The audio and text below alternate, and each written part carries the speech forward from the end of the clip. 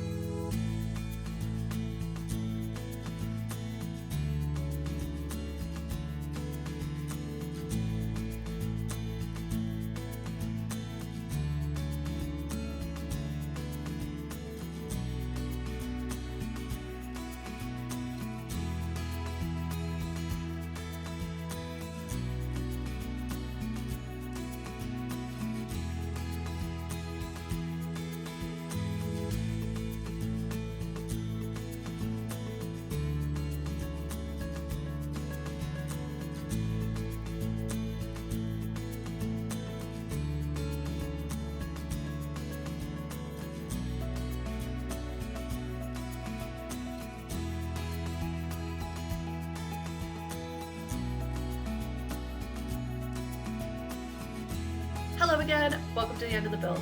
Thank you so much for making it this far in the video, and if you enjoyed it, please consider giving it a like or subscribing to the channel to see the next American Girl doll build. Let me know your thoughts on Kaya and if you would have done anything different. Thank you so much, and I'll see you next time.